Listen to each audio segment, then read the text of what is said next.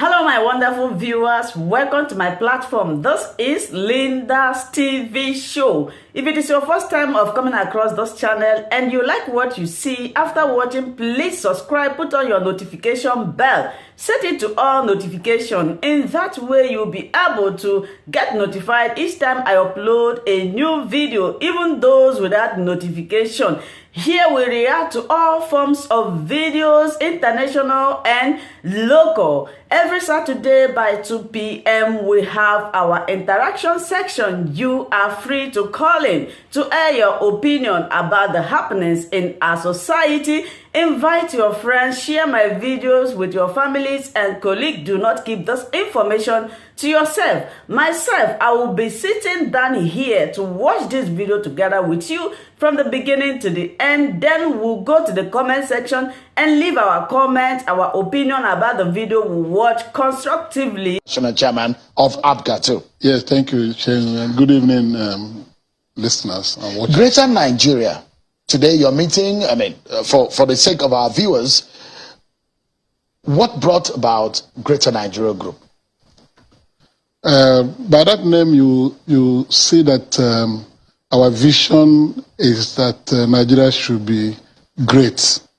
And looking at how things have gone on in Nigeria, that greatness is eluding Nigeria. We have crisis everywhere, crisis of confidence, crisis of trust in the polity, and so on and so forth.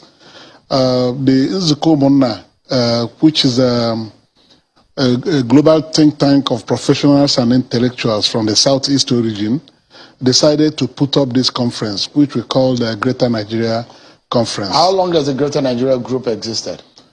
Well, for the purpose of this event, about 5 months now. Okay. And our central objective is to show that the Southeast Nigeria has an array of competent people who can be present in Nigeria. So that's the agenda. Yes, the agenda showcase our the Igbo nation is united. Yes, can provide leadership to this country. Okay. That has been eluding the nation. And on the basis of equity and fairness, we think very strongly that in 2023, based on all considerations, that the next president should come from the Southeast. All right, we'll get to discuss that in details. I understand that your chairman is Chief Okwesile Unwodo, the former governor, national chairman of the PDP, and you are the vice chairman, former national chairman of ABGA. Yes. So you're showing diversity in your committee, because the reason why I've asked you to explain this is the allegations always leveled against Igbo politicians that you find it difficult to unite. Is this one of the objectives, to show that you can unite? Well, unity of interest is paramount in this conference.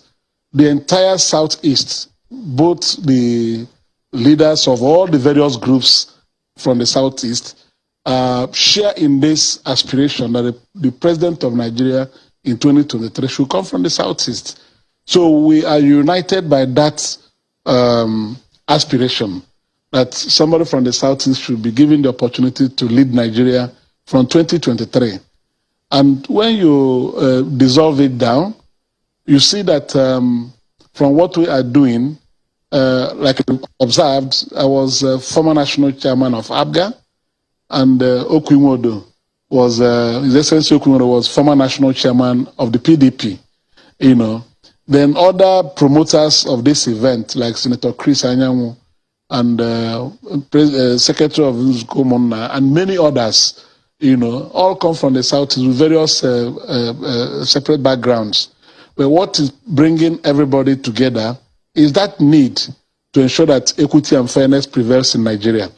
And for all of us that are from the Southeast of Nigeria, we cannot be hanging separately, hoping that presidency will come to the Southeast. That's why we came together to say, because most times when you are interviewed on televisions and all that, people will put the question to you that the Southeast people are not serious. They don't have competent and acceptable candidates that can become president of Nigeria. We regard that as an insult, and that's why we decided to put up this event. And today, I'm sure by looking at the array of aspirants from the Southeast, all of them are excellent people who can be president of Nigeria and offer quality leadership. I think there needs to be a correction because we're on national television, and we also, people watching, Nigerians and non-Nigerians alike, are watching. And I try as much as possible as a patriotic Nigerian to also put these record that there is no place in Nigeria that you will not find any competent. Even to the minutest ethnic group in Nigeria, there are competent people that can lead this nation. And I'm not sure that anybody will come on television or radio or whatever, speak on the newspaper and say, there are no competent people from the Igbo extraction or from the Southeast. I just wanted to put it on record that Nigerians are blessed, and Nigeria, across every aspect, every nook and cranny, are blessed with competent people. Yes. But the question that they always put to the Igbo people is that they always face their commerce and trade and business, and they're not they might be united when it comes to doing business together, but when it comes to politics, especially the national politics, they are not very united. What do you think? Because let's go to the problem, because we'll go into the solution. What do you think is a problem? Why has unity eluded in some way the Southeast politics? I think that assertion is wrong. One is that if you go back to the history of Nigeria, the people of the Southeast have been very prominent in providing political leadership in this country for a long time. The late Right Honorable Nnamdi Azikiwe, who was the first Governor General of Nigeria, the first President of Nigeria, is from the Southeast. The first President of the Senate, Dr. Nwafọ Orizu, was from the Southeast. So it's not like saying that the Southeasterners are engaged in commerce and business all the time. We have provided energetic leadership at the highest level in this country in the past.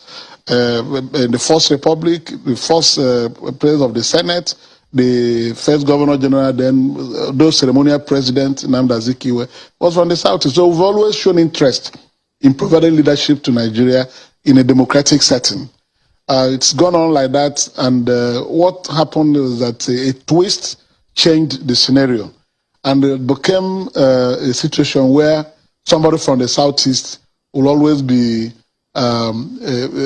wished away when it comes to providing leadership at the highest level, which we regard as a conspiracy that was greatly unfounded. Where did that start from? Well, the accident of the Civil War, everybody knows about it.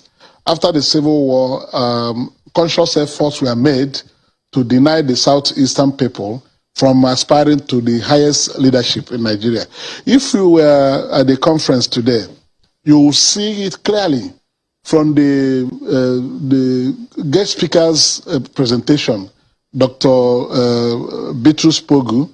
He pointed out clearly that in 1979, 9 years after the war, Shagari became president with Dr. Alex Ekwueme pairing him as vice president. And in 1983, there was a coup that toppled Shagari. By his own judgment, he felt that that coup was principally to stop Alex Ekwueme from succeeding Shagari in 1987. So they distorted Dr. Pogu's argument. Yes, that's what he said in his paper. And people cheered it because that looked like the reason. From there, one military intervention or the other led on until 1999, when democracy returned. All right. Alex Ekwueme aspired to be president. He was the founding chairman of the PDP. He led the G34 and other associations to form the PDP. He was being said to be the next president of Nigeria. And suddenly, you want to correct what you see as a misnomer, or what you see as being sidetracked for the last few years. Now, the question that I would like to ask you, Chief Ume, is when you say fairness and equity, what do you mean?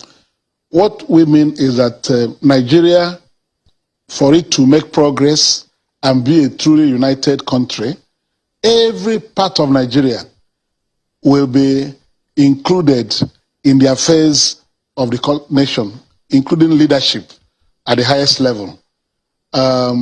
If you don't practice equity and fairness by including all parts of Nigeria, we're not saying exclude this for the Southeast, but looking at the historical perspectives of this matter, 2023 is a ripe time for president to come from the Southeast on the basis of rotation, because we have used rotation to provide leadership in this country since 1999.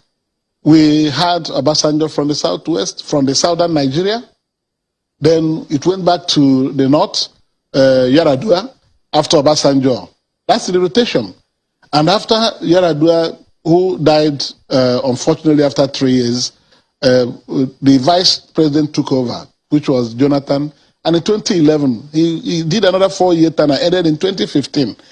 And because of that truncation by death of the tenure of Yaradua, the North did not want Jonathan to remain in that office. So the clamor for return of presidency to the North led to Buhari's emergence in 2015. That may be unfounded. How will it be when unfounded? you say that the North does not want or did not want? No, it was an open agitation across Nigeria. But if you were here, Jonathan was fought to the hilt, and by 2015, it had become palpable.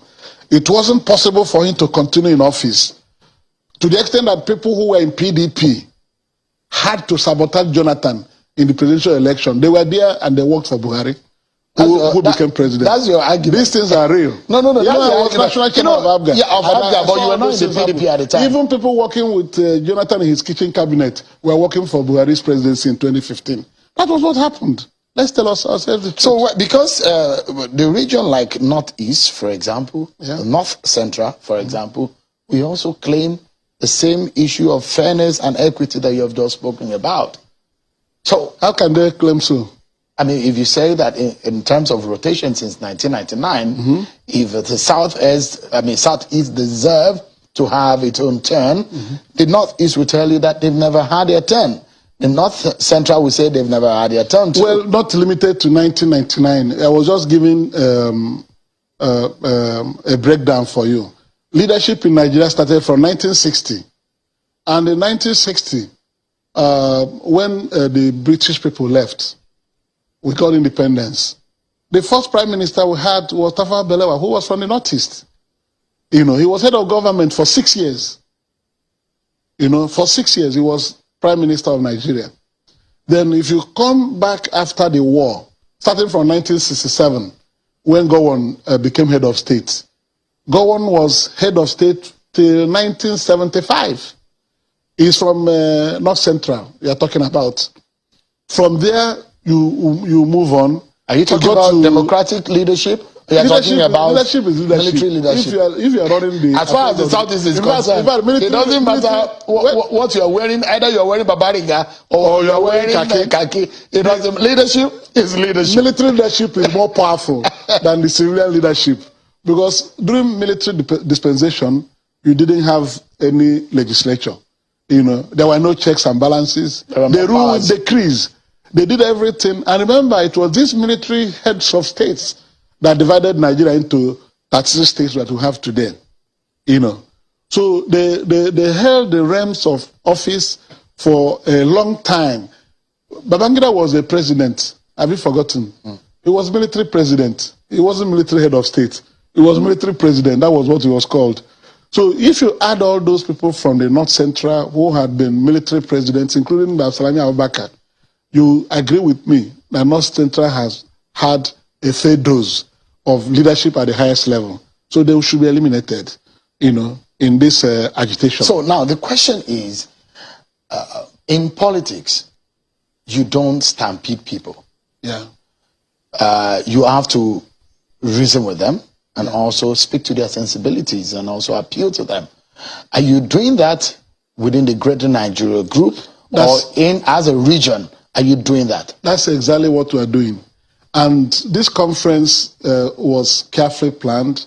The resource people that came were very prominent Nigerian leaders, Edwin Clark and Payo Adebanjo, leader of Afenifere, and then Edwin Clark, who is the leader of PANDEF, were all special guests of honor. You needed to listen to their speeches and their addresses.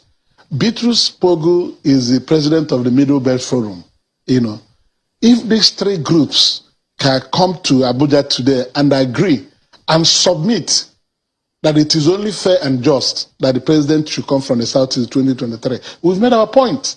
They were the people who were making the case with their own submissions, recalling historical perspectives to emphasize that for Nigeria to be truly united country, we need to allow the Southeast produce the president. It has happened before. In 1999, because of the injustice of June 12th annulment that denied MK Abiola, who won the election, from getting into office and eventually died, Nadeku came up and through aggressive activities were able to put Nigeria on the spot that injustice needed to be addressed. The whole country came together. The power brokers came together and agreed that the Southwest deserved to produce the president in 1999. That was how Obasanjo became president. And in that 1999, we had only two presidential candidates, Olufale and Olusegun Obasanjo. The whole Nigerians voted for a president between these two persons from the Southwest. Because of the expediency of the situation, there was need to address the injustice of June 12th. So at this point, what injustice are we addressing now? Southeast has not produced president for Nigeria. Is that an injustice? It's an injustice. It's an injustice. Is it a political injustice or a legal injustice? It's political and everything. Any color you give it is an injustice. If you look at the way we have shared power over the years, you will see that in the south of Nigeria, the Southwest has produced president through Obasanjo democratically 8 years. Now they have the vice president serving out for 8 years with Buhari. Then the South has produced president through Jonathan, who has been there for nearly 6 years as president. Nobody from the Southeast has been president. So if it's the turn of the South to produce president now. All right. Will somebody from the Southwest do? Let me make... These things have been argued in the papers presented today. Yeah. Let me make... I was going to make reference to what he said. Yes. He gave a warning. And that was a portion where I was telling the producer to bring out when we were going to start this program. The point where he was warning. He was asking for unity amongst the Igbo nation. Have you yielded to that warning? And some of the advice that he gave, part of which were not aired tonight, on what he thinks will be the obstacle in your way as a region from achieving your agenda. No obstacle. If you had tracked up all that Payo Adebanjo said in his speech, you will see that the one you chose is the low point in his presentation. He said that it is the turn of the Southeast to produce president for Nigeria. And he asked his own brothers, people from the Southwest, not to contest.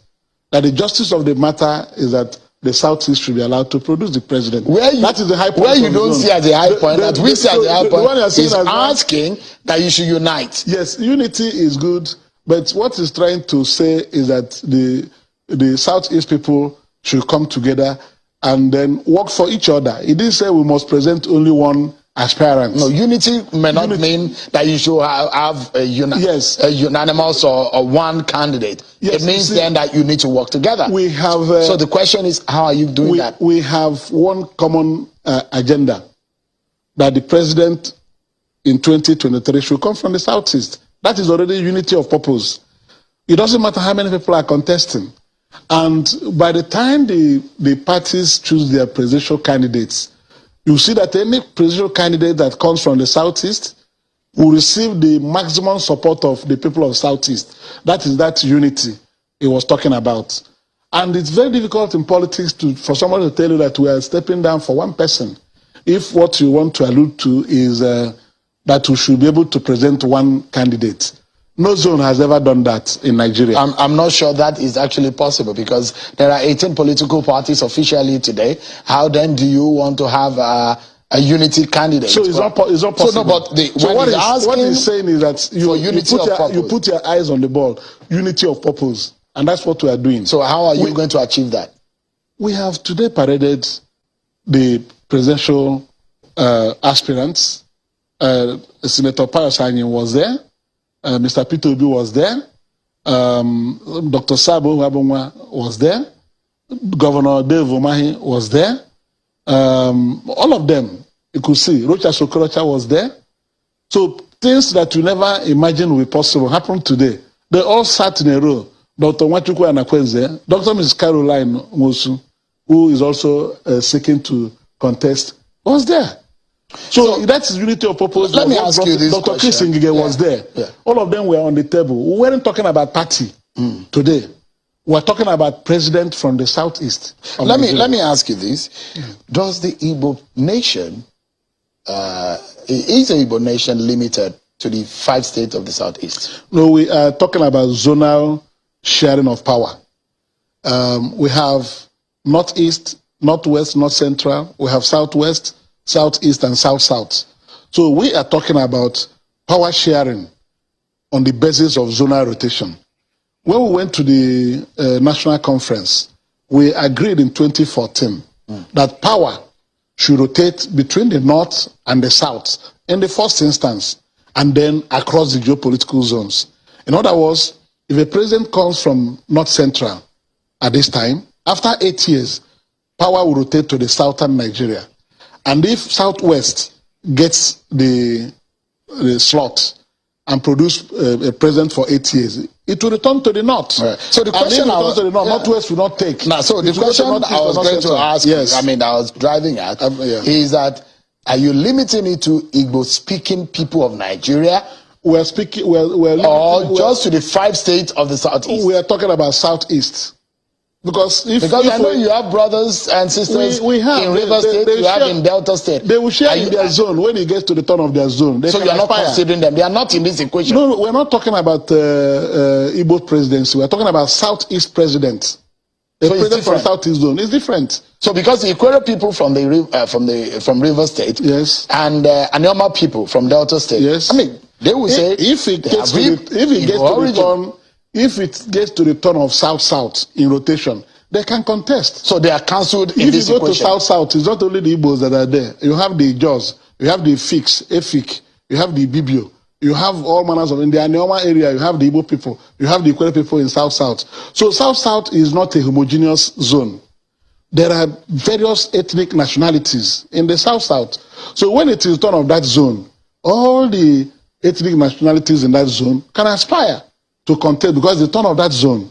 So for us in the southeast, yes, is a homogeneous zone. So your agitation is not for Igbo speaking president. It's for southeast because the equity and fairness we are talking about is on the basis of zonal rotation. All right. Zonal rotation. So what about your brothers and sisters who are laying claim and saying we are Igbos? I mean, and they're from Delta, they're from River State. You know, are you saying they don't count in the scheme of things? Historically, it's not the turn of South-South this time. And anybody who is from the South-South should be excluded from this arrangement. But I saw some of them there. And that's they can be there. All right. Some of them came to support us. All right. Yes. All right, but if you looked at the presidential aspirants that were there that spoke, all of them are from the Southeast. All right. Yeah. Beyond who becomes the president of Nigeria and where the person comes from, what matters at the moment is the problem of Nigeria does not know ethnicity or religion. The problem is seeking solution. Yeah. Did you discuss the solutions of the problems? Of course. Did you identify what the problems are? Of course, today, the presidential aspirants were given 3 minutes to speak on their programs, what they intend to do. What we tried to do today was to showcase the competent presidential aspirants and hopefuls from the Southeast. If you listen to them, you'll see that they have various ideas that are germane towards solving the problems in Nigeria. If you listen to someone like Mr. P2B, he said he's going to pull it out from being a consumption economy to a production economy. Now that is the way to go. And if you break it down, you'll see that there is a sense in what he's saying. That's the way to reduce unemployment, poverty, and so on and so forth. All right. If you listen to others, you see their programs, So the important thing is that everybody has an idea of what the issues are. But if you want to exclude a certain group of people from offering leadership at that level to solve it, irrespective of if you are a magician from the southeast that you can do everything, put it right, you cannot smell the presidency. That's what we are fighting against. Unfortunately, we're totally out of time, but stay with me. So take it now. The summary of the whole essence is that if we want to build a united country, a place where everybody will be happy, to have faith in the country called Nigeria, you have to allow every group to aspire to provide leadership. Right. You do not discriminate. So long as that is not done, there will continue to be agitations across Nigeria for various reasons. Thank you so much. So that's it. And the Southeast Presidency will heal Nigeria of this disease, poor leadership. Because we have people who can excel. All right. Yeah, they have the knowledge. We need to bring in our other guests on the program, but thank you so much, sincerely, Chief Victor Ume, for your time tonight. Thank you. Yeah. Thank you so much, my wonderful viewers, for watching this video together with me from the beginning to the end. Like I said before, if you like what you see here, if you like what I do in this platform, as you have finished watching this video, please hit that red button that says subscribe and put on your notification bell to all notification. In that way, you'll be able to know when I upload a new video. Share my videos, leave your comments in the comment section constructively. Until I meet your way again in my next video, I still remain your Linda's TV show. Bye-bye.